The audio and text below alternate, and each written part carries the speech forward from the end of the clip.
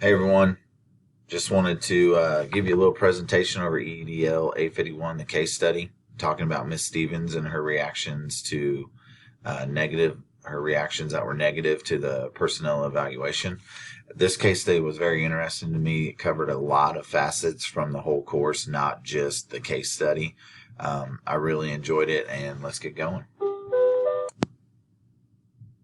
Looking over the case study contents, we're going to go over talking about the summary of the case, Miss Stevens' reactions, talking about the whole situation as a whole, things that could be done differently, and questions, things that might be missing. The steps that were taken by me as the principal and things that I feel that I could have done differently as the principal. Steps that need to be taken in the future so you don't see teachers getting upset with this like before. Also talking about the correlation to the standards, but I really feel like the boat was missed here on overall ability of the principal to follow that. When evaluating Miss Stevens, I noticed that there were some struggles that she had, mostly in classroom management. Also, that some of her students did not work with her very well. I think that she could have involved her students in learning a little bit more. And when approaching the classroom, you notice that there was some mismanagement, a lot of talking, and considerable movement with the students. In the post-visitation conference, Miss Stevens was very irritable and hostile. She definitely was not understanding when I was trying to communicate with her about possible ways to motivate the students. After the suggestions, when I observed her again, there was not much change in teaching after the possible suggestions. And at that point in time, I decided that I was not going to renew her contract for the following year. We're going to kind of talk about the interaction that happened between myself and Miss Stevens during her yearly review. I tried to schedule it as quickly as possible after the observation. I got very little feedback from her until she got her review that showed it was inadequate and that her teacher contract would not be renewed.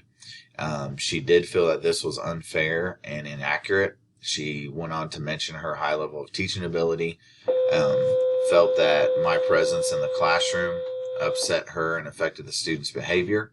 She also knew the best way to teach. She talked about knowing the best way to her teach in her class and that I had no right to judge that. She also mentioned that I did not mention any practical ideas, which I know we have talked in the past about trying to engage her students a little bit more, and also mentioned that nothing has really been helpful. A few things, post-review comments as she was walking out. She stated that she would not take this review without a fight and mentioned that there could be possible court proceedings if needed. So that is my overall review of the reactions to the yearly review. Just talking about the overall situation a little bit, talking about what's happened. Yearly reviews are a must for all employees, and Miss Stevens was not just up for rehire, but also this was her 10 years, so I can see why she was a little jumpy about it. When observing Mrs. Stevens, I realized her lack of certain skills, and I'm looking for in a 10-year employee and decided not to renew her contract. Questions I did have is, I didn't have much collaboration with other people. We needed a little bit more wide range of input, students, parents, community members, more direction from superintendent when it comes to the observation, supervision, and evaluation process. Understanding the process to not rehire a teacher, that wasn't really explained 100%. Communication with me as the accountable principal, and then parameters for possible legal action after termination that Miss Stevens does have. Those were all questions that I have at this point in time. What's important as a principal, the way school runs, the decisions are made. Obviously, it's overall responsibility. I am accountable for the problems and successes of students and faculty, and we need to make sure that this building has a professional capacity and having very qualified individuals working with our students on a daily basis. Some actions that were taken during this observation and supervision and evaluation process were that I observed Miss Stevens on multiple occasions. I just noticed a few alarming situations. I wanted her kids to be more involved in her class and less talking and less movement. Okay, and then I also felt that they did not have much respect for her, and her influence was very little on the kids in the classroom. Our post-visitation conference was held. I suggested to involve her students more in class and pointed out there was a problem how she was motivating her students, and obviously those were not improved on. Obviously, as a principal, I have a lot of responsibilities here. It's important that I have a working relationship with not just the teachers, but the students and parents and community stakeholders. Obviously, in observations, I need to have multiple observations. One thing that I should have done was talk to the students and about the needs they may have and observe Miss Stevens around the school informally as well as formally. At this point in time, I only observed her formally. Also develop teacher skills. I needed to suggest changes in a more positive and effective way. I also need to help teachers set goals that are implemented through implementation and follow up on implementation and make changes when necessary. It's always important to make sure the processes that you implement are done, and if they're not working, that's fine. Just make changes to them and work on them for the future. A few legal and ethical issues I saw here is like right now in the process with Ms. Stevens, there is no legal issues that have been indicated, but could there be legal issues in the future? Yes. If she feels wrongfully terminated, I would not doubt if she, got with, the teachers union or a lawyer and, followed through with that. Now, also being careful with how you terminate people sets a precedence for future decisions. That's always something that I try to look at. And I found quite a few ethical issues that I was noticing as I was going, looking at the case here, is that not including other styles of observation. I didn't really feel there was much involvement from upper administration. More direction is definitely needed. Understanding the importance of collaboration with the teacher in question. I don't feel like there was a lot of collaboration. There was no proper plan of action was taken with Ms. Stevens, like a plan of action for her students to get them more engaged in class. I also feel the review system that we're using in this case is very archaic and needs to be looked at. Definitely to add some new domains to it.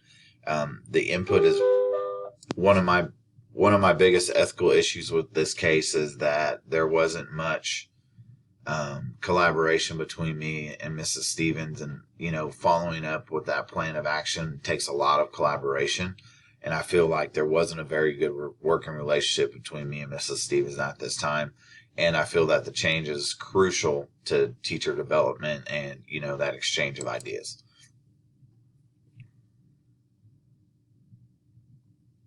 My action plan, steps I would take to ensure successful.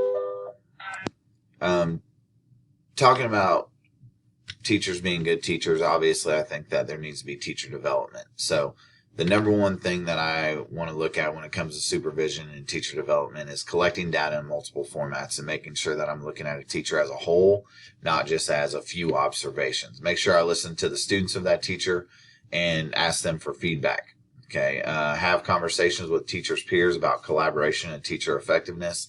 Seeing if that teacher works with other teachers, has ideas, that are improving teaching, not just her teaching, but other people's teachings. Keep in constant communication and utilize technology while maintaining a high level of advocacy for our students. That's always important in today's day and age, is making sure that I'm communicating effectively using technology, not just in the classroom, but for all people that are involved. And also making sure to show my findings and show why this level of education is needed for the success and well-being of students and adults involved. What that means is that, I'm doing action research with the teachers, collaborating with them to make sure the plans we put in place and the professional learning that we're doing is being effective for them and their students. My action plan, a few pros and cons here. If you look at it, collaboration will get the best outcome through effective implementation and effective teaching. I think that while implementing different teaching strategies, it's definitely important that you have a good collaborative relationship with those people that you're trying to implement that with. Also, use of professional learning to encourage change, not just in teachers, but also in students. I did not feel in this case study that there was much implementation of professional learning, and I think that's a big gap that was lost there. And then utilize many measures to gain complete knowledge of each teacher's ability. This evaluation system they use only went straight off of observations, not things that they do around the school, not relationships they're building with the students or other teachers. And that's a big part of what you do on a daily basis as a teacher. Goals of the evaluation will be clear and precise. I don't feel like Miss Stevens knew what the evaluation procedures was. I felt like she was doing a good job, and I don't feel like I think the process happened very fast to where she wasn't rehired the next year. Some cons, data collection always can be difficult. Implementing a new evaluation process could take time, and some people may fight it. More time to complete the process. That means your administrators need to have more time to collaborate, and so do your teachers. Ethical issues could always arise due to self-interest. Some of your faculty members may not like the evaluation or not like the principal, or the principal may not like the teacher, or the students may just not get along with the teacher. There could be a lot of things, so you have to take that into account. And then all parties involved, I apologize here, all parties involved must be okay with change for implementation of work. And you can kind of see that last one there at the bottom.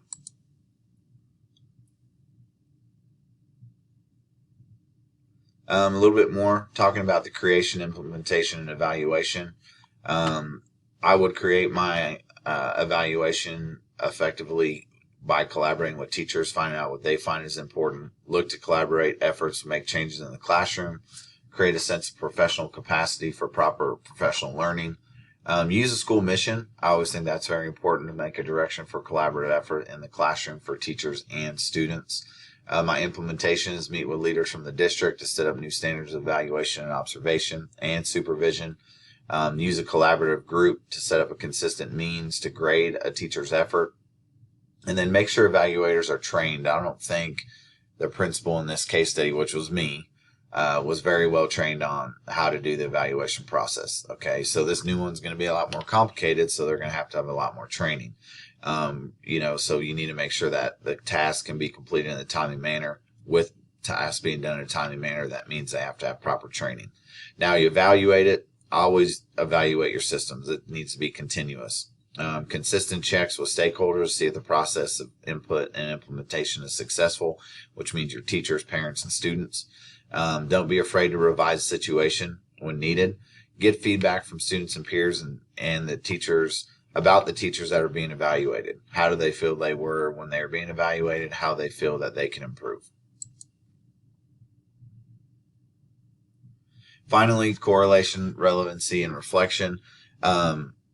This case study, out of all the courses I've taken so far, I feel was the one that met the standards 100%. It left a lot of room to work, a lot of room to implement stuff that we have learned throughout the course. But overall, this module hit the correlation of standards very well. It talked about how we needed to build a professional capacity in our schools through proper hiring and proper observation and proper supervision.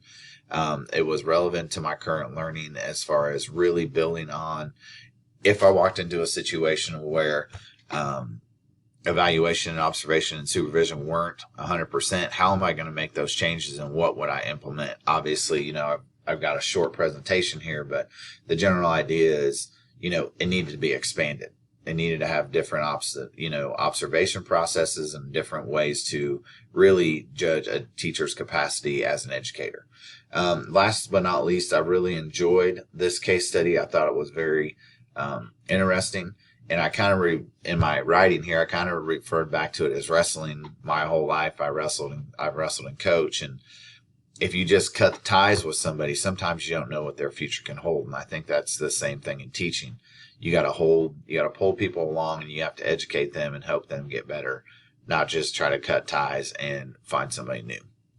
So, was a great opportunity, great case study, and I really enjoyed it, and I enjoyed the course. Here's a few references that I referred back to in the case study, and I hope everyone has a great day and an enjoyable summer. Talk to you later.